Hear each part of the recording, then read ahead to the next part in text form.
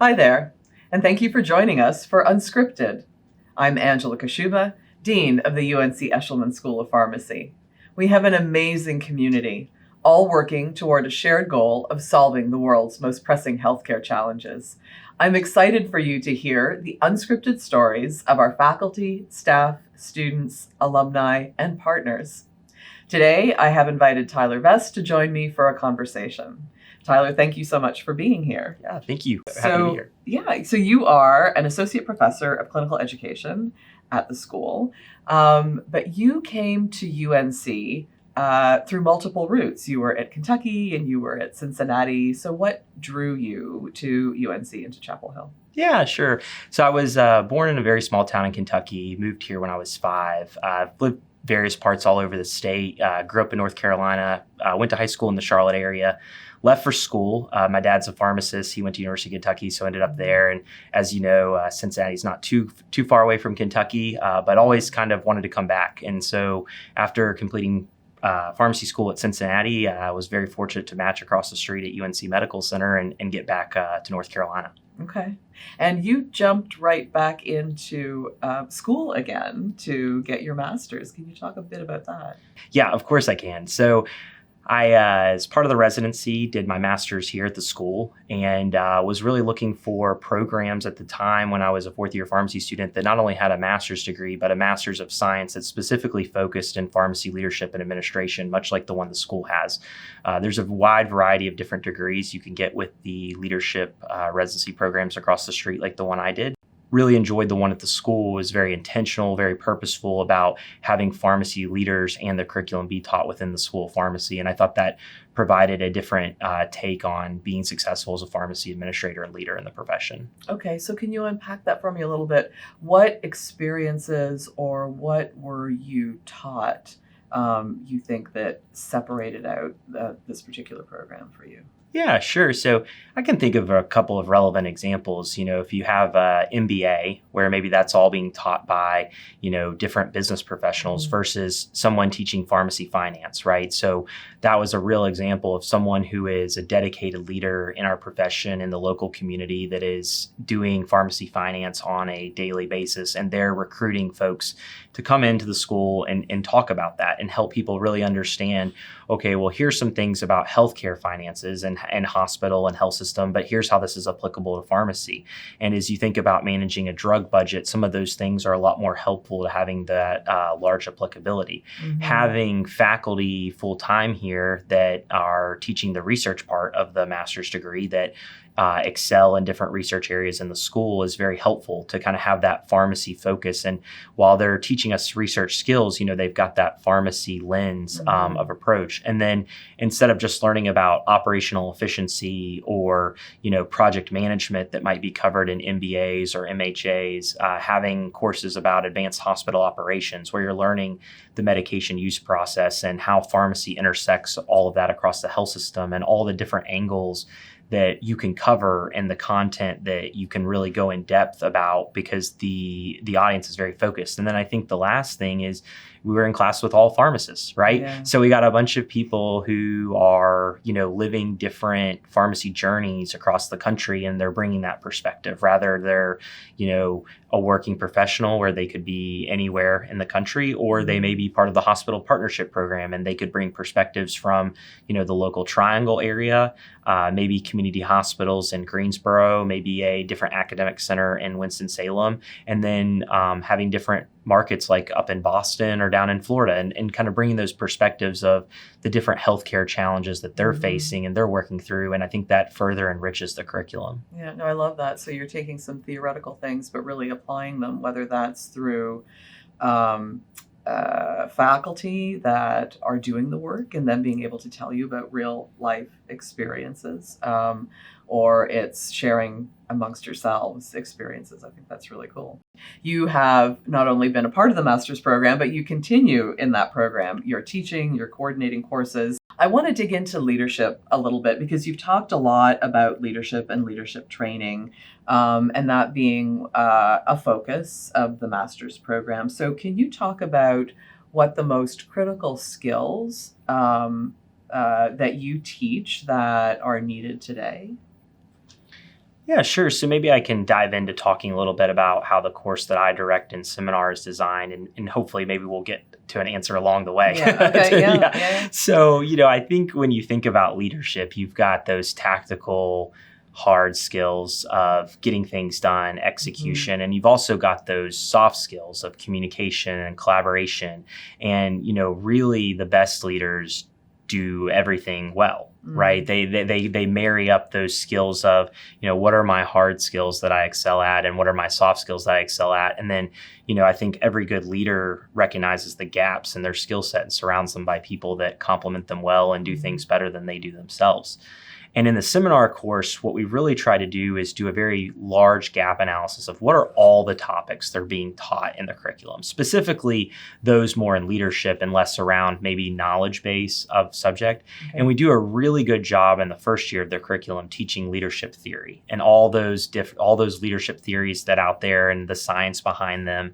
But what we found in seminar is, okay, we have identified this large array of topics, rather it be, maybe one week we might talk about servant leader, or maybe another week we might talk about, commitment to your organization, or, we have talked about different, areas of sharing your research or presentations and sharing your story. And so all those things kind of culminate to the different content areas that you might want to focus as you hone your leadership skills.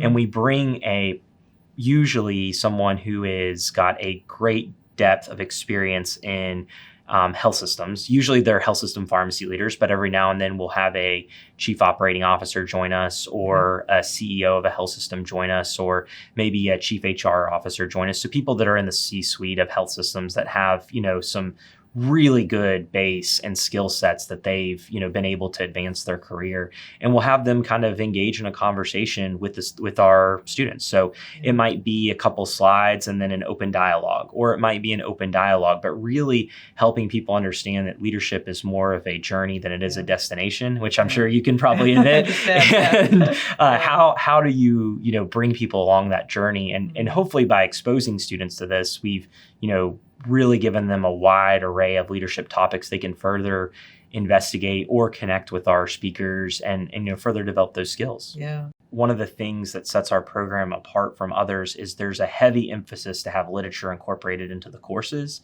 literature incorporated in the content. And then also when you're doing the assignments or your research project, where is the current pulse in pharmacy practice and what is the direction? And I think when people start putting that all together, of realizing that, oh, there is some science behind leadership, or there is some science behind, how you may ask questions to your team, and, fostering elements of psychological safety, and how, that may get you a different answer than if you ask a yes or no question, right? And I think when usually that happens more in the second year, when they've been able to put all these elements together of not only the soft skills and the hard skills we're talking about, but the research emphasis and the literature-based approach that we apply to the curriculum. I think when they start to put that together and then they're kind of doing that on their own, or when we'll have a book discussion, we try to read a book once a semester in seminar, and we'll break off into smaller groups. And then, when we're talking about the book, but one of the students is referencing something else they read, it's like, oh, you get it. Like, that's what we want to do, of not just what are we talking about right now, but what else is out there that can I apply to this subject? Yeah, that's terrific.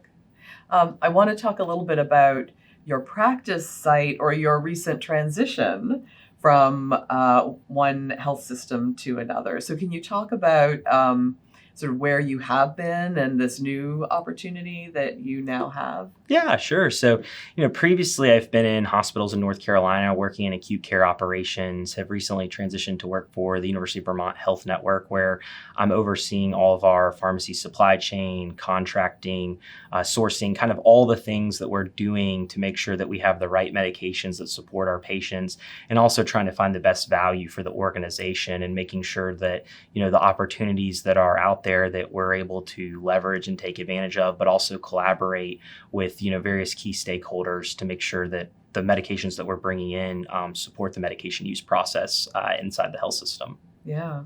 So how has your training led you to be prepared for this new role?